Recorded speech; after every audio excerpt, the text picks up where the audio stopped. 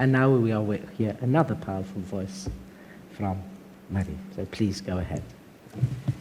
Hello, thank you for having me. Thank you for listening to the survivors. I do not have a prepared speech. I want to talk to you just from my experience. My experience is different from Sagas, but the core of the experience is universal. I really can tell that because I'm meeting so many survivors from all around the world, from South Korea, everywhere. But the core experience of violence and destroying and trauma is universal, just to say. And it doesn't matter if you enter voluntarily or if you enter by force, the core experience keeps to be the same. So I entered prostitution at the age of 42. So I was a grown-up woman, I had a life before, but as Anna said, it just needs 1 or 2 events in the life of a woman and everything can be destroyed. And in legal prostitution, it seems a solution just to prostitute yourself. But that's an illusion. It doesn't help, it doesn't save you. It's violence, and I experienced that with the first meeting I ever had with a sex buyer. He just beat me up, he hit me, he bandaged me, but I thought, okay, that's part of it, and I have to get over it. Not all men are like this, what you're telling yourself. And I needed the money. And I entered prostitution out of sheer desperation, financial desperation, and no help around. It's very touching for me, and I talked yesterday about it, so it's not so easy. But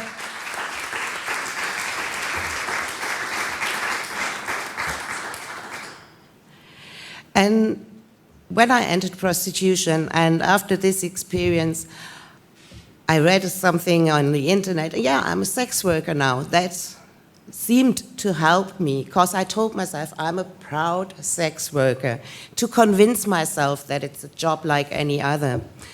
But it turned out it's not. And I didn't stop searching for a job. And after around about 2.5 years, I found a job. It was limited to 1 year. I started the job, I did the job, I was good, but it ended after 1 year. And that was the point when I realized that it damaged me deep, really deep inside, because I thought, okay, so I go back into prostitution, no problem. And it was a physical reaction of my body, like, no. And I feel it right now too, it gives me goosebumps.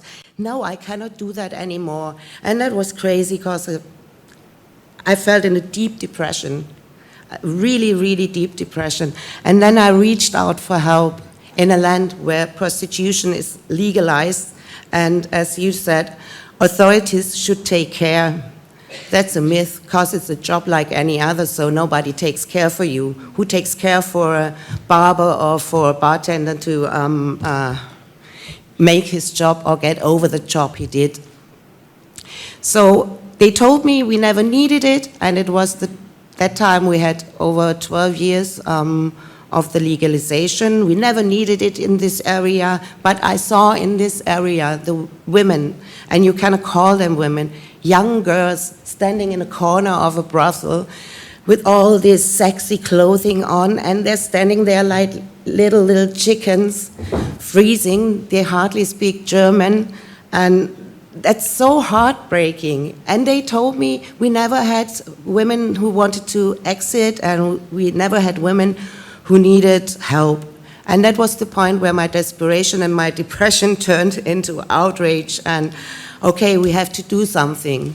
We have to do something about it, and we have to talk about the reality in prostitution, about the so-called women in prostitution, which are mostly young girls, and the most vulnerable girls you can imagine, coming from the poorest countries of Europe, over 90% of the women in German prostitution are from the poorest countries in Europe. If you don't believe, just go on the web pages of the brothels and have a look on the pictures of the women which are there today. And you will find 12 women, and one of them maybe is German, but the rest of the women are coming from the poorest countries in Europe. So you always have a picture of the economical situation of the European countries if you have a look on the lists which women are in the brothels right at the moment. A few years ago, Greece had a problem to pay back what they owed to the European Union, and they cut off a lot of the benefits and social benefits in Greece. And from that moment on, Greek women showed up in German brothels. We never seen Greek women in German brothels, but from that moment on, we had Greek women in German brothels. So that's one phase of the legalization in Germany. What I can say about exiting, it's a long way. It's a real long way. And as she said, it's not linear. And it's individual. It's really individual. I was privileged. I had school education and everything, so I was able to get more education and find a real job after over 10 years exiting.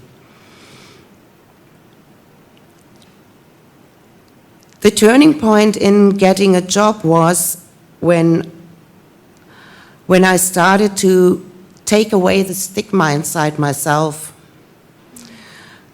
When I started to get back my self-esteem, and that's I think, a huge part of exiting, because if you are in prostitution, no matter how long, and if you stay longer, it gets worse and worse, you're losing your self-esteem. You do not believe in your skills. You do not believe that you have any skills.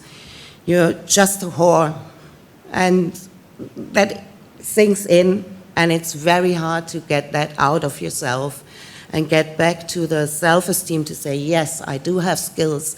Yes, I'm an accomplishment for your company to work there. At first, I didn't tell the people that I'm a survivor of prostitution, of course, because I felt the stigma inside myself.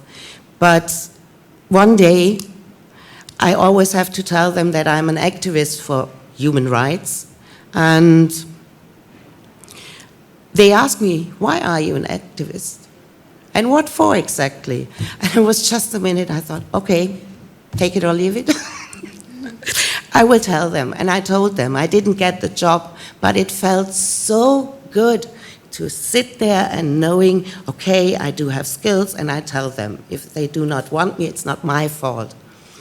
And after 2 more job interviews, and which I didn't wait for the question, I offered them my skills, everything, and then I said, okay, I'm an activist. I'm an activist against prostitution, for human rights and female rights, and I'm a survivor of prostitution. And therefore, I need some days off, maybe sometime. And I got this job, and they're very supportive, and yeah, I gained back my self-esteem. And the stigma is a lot inside ourselves. And if you're talking about stigma, the stigma comes a lot from the men, because the pimps, the Johns, they do have an interest in stigma, because it gives them a little bit more power, and it gives them more credibility if they are confronted with their being a John. What's really important to say about legalization is, if you have legalization, they want to regulate it, but it's not working. In 2017, a new law was implemented which said the women have to be registered to find out if they are trafficked. So they have to go to the healthcare service or to the police to get registered. But to protect the women, they can do it with an alias. So they do not use their real names. And they have round about 10 minutes, sometimes 20 minutes to talk to the counselor there. Can you find out in 20 minutes if someone is trafficked? No, you cannot. The women are coming from countries where they are marginalized, where they cannot trust the authorities, so they are in a country they even do not speak the language. They do not trust a foreign authority at all. So I talked to the healthcare services and they told me it's impossible, it's really impossible. And outside is the car waiting with their pimp. So, and often they are calling after 5 minutes. Where are you? Do you come back to the car? And the girl doesn't know where she is. She doesn't know the city. And every 4 or 6 weeks, they're shifted to the next brothel because the men need fresh meat, fresh blood.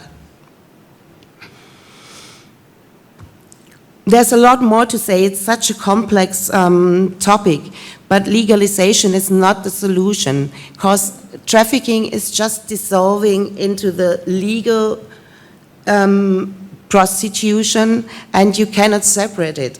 It's like you have a milk and you pour in some cacao or something.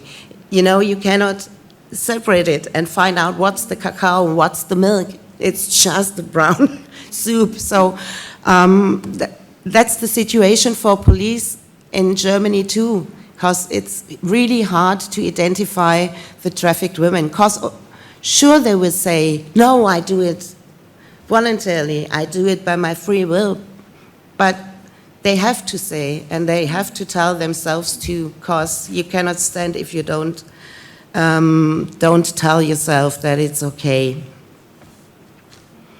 The solution, in my opinion and experience, what I can see in countries who have adopted the equality model, is that women get care. And one more thing, to exit the validation that my experience of violence in prostitution is real. It's not just I'm not made for this job, because you have to remember, I come from a country where it's a job like any other. And yeah, you have to find another job, like it would be so easy after all these experiences. Now I lost it again, because it's going deep. And I'm talking about this since 11 years, and still so hard and so touching. After these events, I really need one day off the job, because just to get back to myself.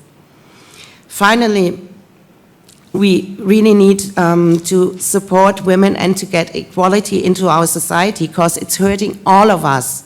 It's hurting the wives of the men who buy sexual services. It hurts the complete society if it's normalized to buy the access to a human body, to use it for your own pleasure. And that's it. Prostitution is only and all about the fantasies and the fulfilling of the wishes and fantasies of the sex buyers. It's not about the women. The women just have to give a good show that they believe they like it. So, yeah, I cannot say more. Sorry.